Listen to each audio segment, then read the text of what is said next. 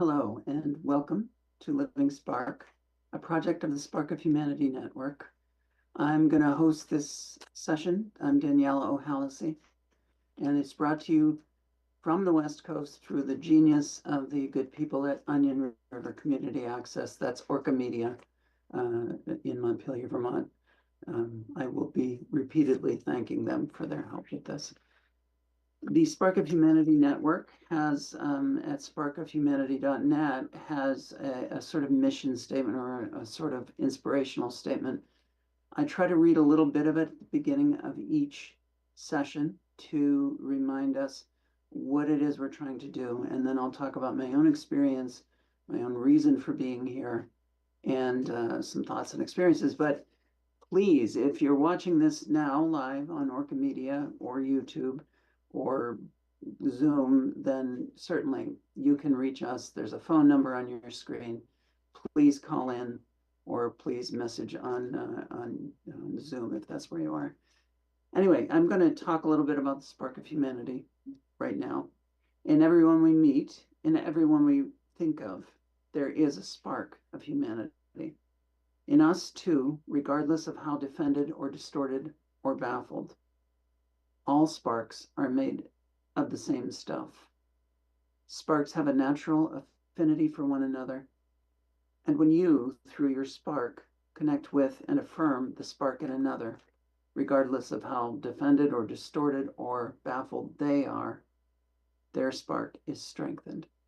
That changes things.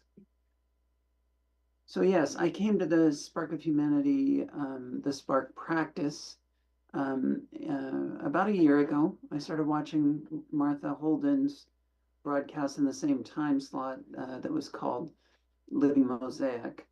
And I joined her frequently and listened and learned, and I always made myself, challenged myself to actually try to put the stuff in practice as I experienced it. If you were here last week, or if you've seen it in between then and now, you will remember that I was talking about blame and about how we often defend ourselves by blaming others. And one of the examples, because I've experienced it personally, but I've also done it to others, and so it's one of the ones that comes up very quickly for me, is the blame that we give or receive around medical stuff. That's just sort of, it's a safe topic for me to talk about. I don't want to get into heavy stuff right now. It's not what I'm doing yet. But yeah, the way that someone has lung cancer or has cancer in general, and the first thing we ask is, are they a smoker? What kind of food do they eat? We look for fault in them, and it's such a safe and obvious example because we look for fault in them to protect ourselves. If you're a heavy smoker and you get cancer, and I'm not a heavy smoker, then I can go, I don't have to worry about that one. So that's the one that I often come back to just to communicate this. Blame is everywhere. I talked last week about the wildfires out here in Southern California and about how I watched people blame diversity in the fire department, LA Fire Department on the one hand, and other people saying, it's global warming or it's lack of federal funding, whatever. I try to represent as balanced of a perspective as I can, especially when something is clearly, for reasons that don't make any sense, divided along political lines. I mean, in that case, with fires, they're tragedies no matter who you are. And there are ways to alter the response to the fires or the preparedness for fires. And there are longer term things like talking about climate change and talking about how that is impacting, making the Santa Ana winds worse, a lot worse. And from that, creating conditions that are ripe for extremely bad fire. Anyway, that again, it's been politicized. I don't see it as a political thing, but it's been politicized. So I tiptoe around it, but in my tiptoeing, I do try to look at both sides of that and try to see where, when, how each might have a a point about something. Watch that episode if you haven't seen it. It's called Blame. It's on the Orca Media account on YouTube. Anyway, I gave myself the homework assignment to look for people in my life that I am blaming for things, or look for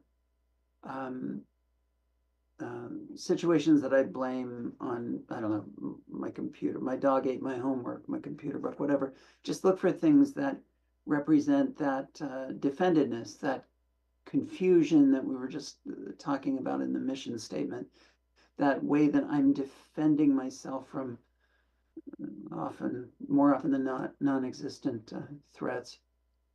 And oh God, the instant I said it and the minute we signed off, I've sat for 2 weeks with two people in mind that I blame for things that happened in their lives. And for my, again, if you're new, you won't necessarily know that my Momo the cat is always with me. And so you're going to hear noise. Occasionally the camera will wiggle because she likes to find it and play with it because she knows I'm looking at it. Anyway, sorry about that. So yeah, these two people were people that I profoundly loved. I love them still, but they have passed. And it's hard for me to talk about, but I'm going to try. Yeah, I'm going to try. When I was young, you see all these guitars back here. I'm noticing that this one has a broken string, which I feel very embarrassed to have on screen there. But yeah, I play guitar. I've taken it very seriously through my life, and one of my guitar heroes was a man named Larry Coryell. That in the 70s, when I was a teenager, the music of you know, people who perceived ourselves as brilliant or whatever, we were probably pretentious as much as anything else. But the music that I loved, that really meant the most to me, was called fusion. It had first been called jazz rock, and then it was called jazz fusion. It's still called that. It goes through a few other names. But anyway, very powerful, very intellectually challenging, sometimes rich music. And one of the people that set my hair on fire back then and just lit my soul was a man named Larry Coryell. And years later, 10 years ago, yeah, 10 years ago or so, maybe 15, I thought, wouldn't it be great to take lessons with him? Like, I'd heard that he gives private lessons, and I thought, I don't know how that could work because he lived in Florida and I lived in Vermont at the time. But I managed to connect with him, and we did Zoom, not Zoom, it wasn't Zoom then, it was Skype. We did our lessons over Skype.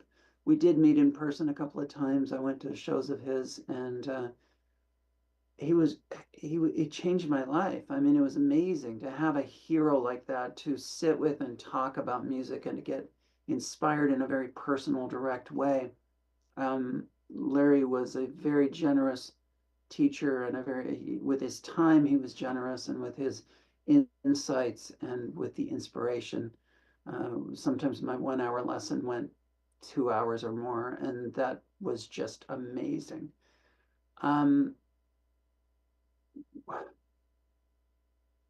He'd had some health problems, some pretty big health problems, and I was invited to come to a show he was doing in New York City, but it was kind of a last minute invitation. It was not practical at all for me, and so I didn't go. And then he died. He died that while he was in New York. And I found out that everyone that was around him knew that he was having heart problems. He kept talking about his heart problem. Like, he didn't call it that, but he was like, I'm having trouble breathing. I have this heaviness in my chest. And he apparently wouldn't go to the hospital and have it looked at, was insistent that he was going to go do this show and that he was going to be okay. It wasn't just denial, but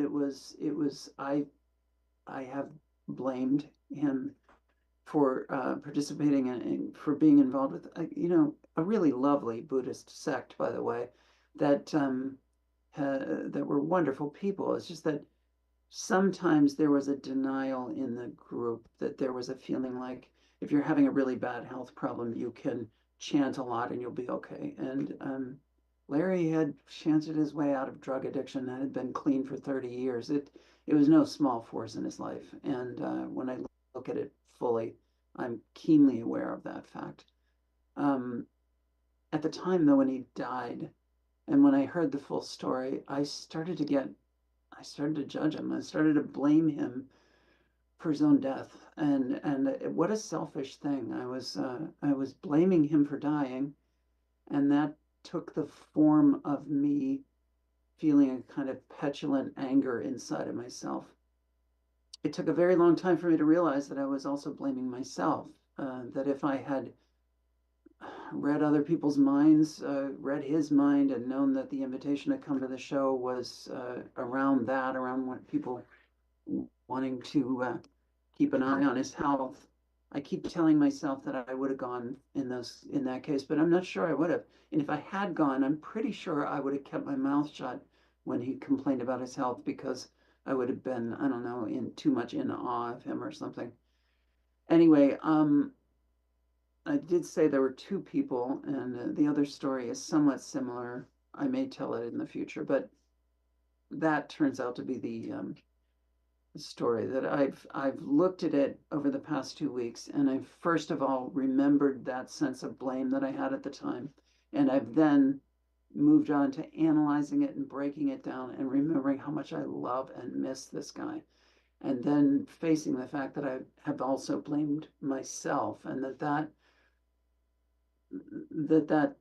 dirty snowball of blame is it's not helpful. It's a way that I'm trying to defend myself from the grief of having briefly been friends with a powerfully wonderful, gifted, profoundly gifted genius who changed the music world, and who told me I was pretty good at music, and inspired me to kind of return to music after a long break from it. Yeah.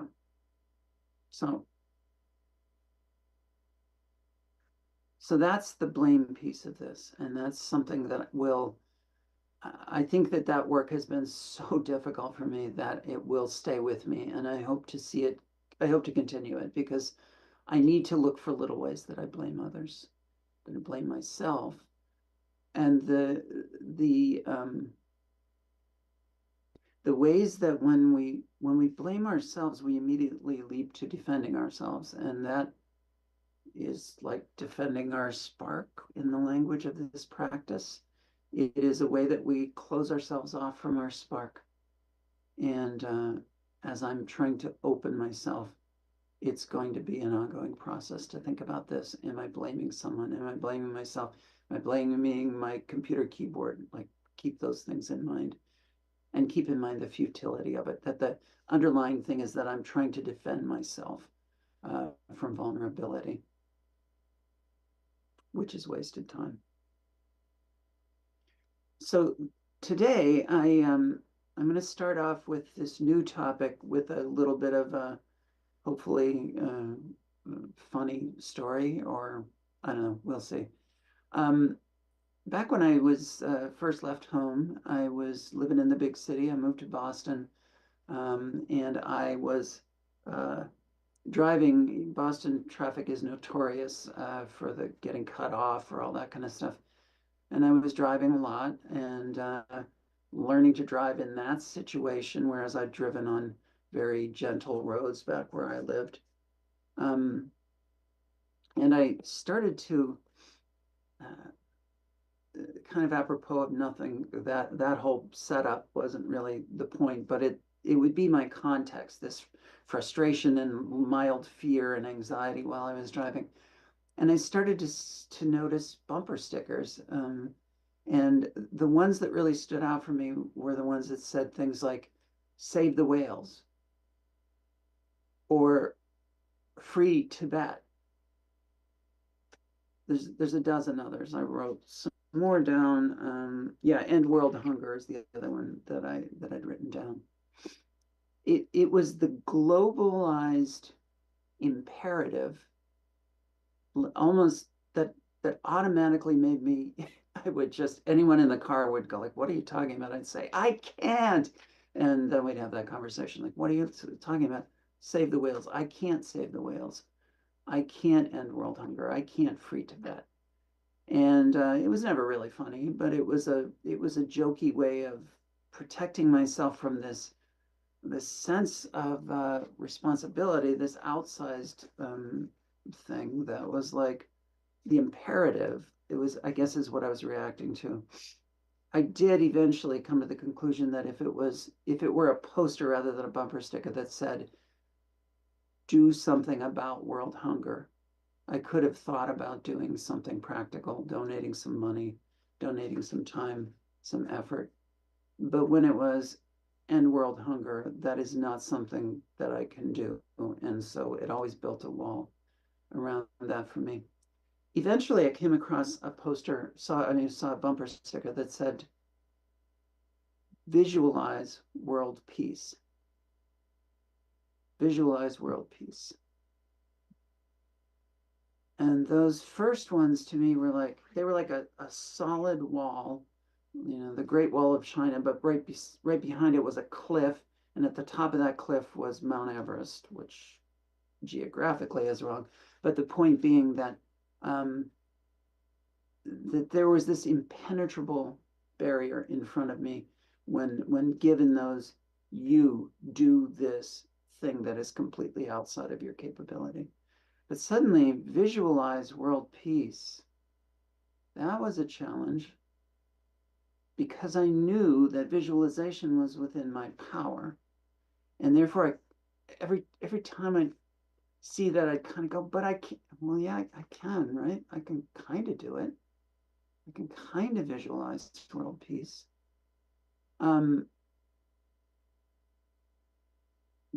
But as long as I was seeing it as extrinsic, you know, um, uh, do something about hunger is not the same as end world hunger. End world hunger sounds like I have to, I don't know what, I have to change the world outside of myself in some way that's outside of my control. I said that already, but I'm just trying to bring it back to the extrinsic nature of these commands versus visualize is a thing that a person can do or can at least try to do. Now, in Buddhism, they talk about habits of body, speech, and mind. That's always said in that order.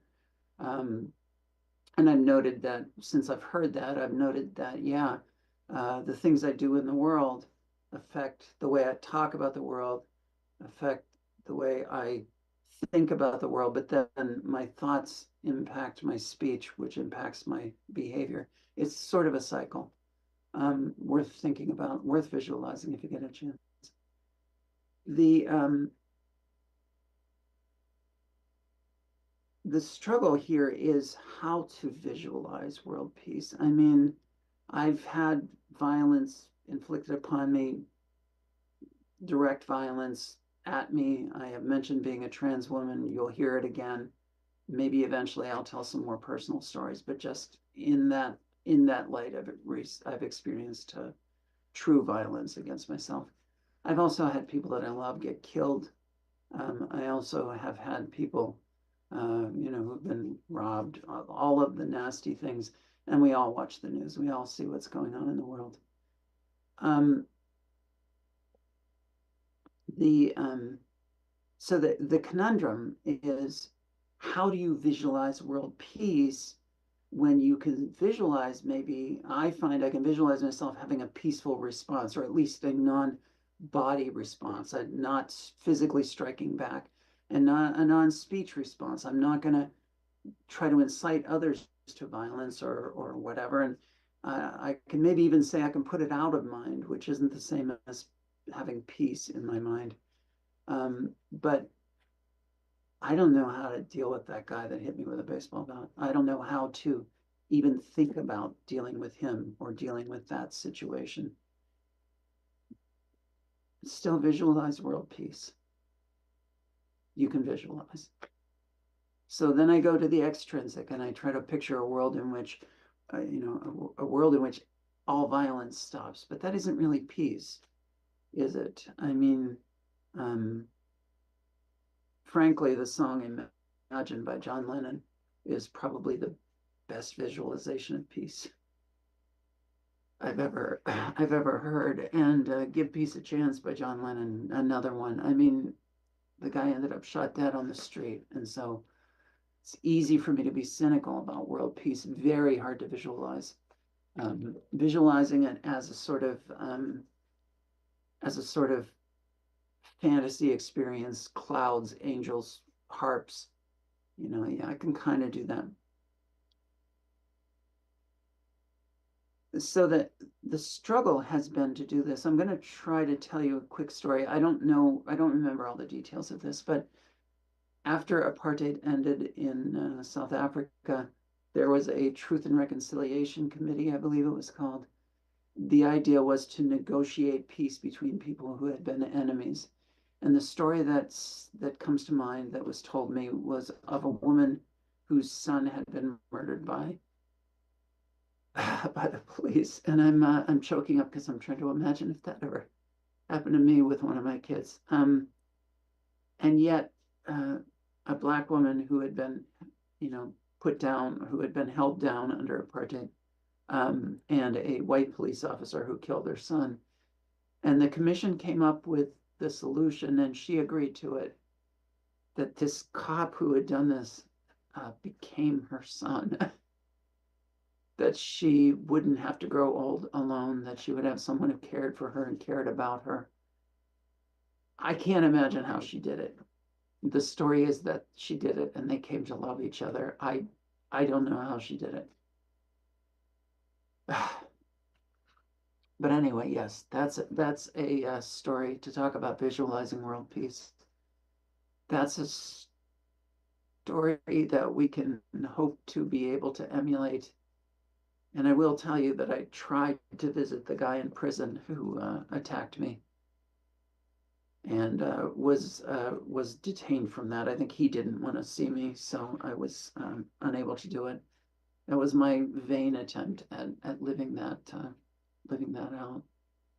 But anyway, yeah, sorry I got choked up on you, but the point is that without facing those things in some way, without having some tangible example of how do people find inner peace, we can't imagine world peace, but we can continue to work with that as a sort of mantra.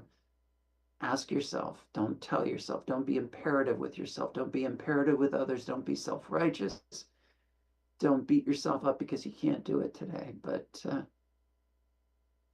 in every small way that you can, visualize world peace. That's my homework for myself for the next 2 weeks. And that is the homework that I hope that you will share with me. To give one more really quick example, because I have a very brief amount of time, I remember reading that Mahatma Gandhi, during a time when there was great civil unrest, India had just been freed from the British Empire, but were facing all-out civil war. And certain provinces in the north were populated by Islamic people, and the rest of the country was populated by Hindus. And Gandhi walked a highway along that border, knowing that him being a Hindu, he knew that the Hindu people would protect him, but he also knew that the Muslims would have to, because the country would erupt into war if he were killed, and they would be seen as the enemy. And he successfully completed that walk. Yeah, do your best to visualize world peace. This has brought up a lot for me. It's been a challenging one. I couldn't even start thinking about it until a half hour before we went on air. I knew what I was going to talk about, but I wasn't internally prepared for this. So I've been your host, Danielle O'Hallisey. Please join us, sparkofhumanity.net. Please throw your love at Orca Media, and please keep your faith and keep working on visualizing peace. Thank you.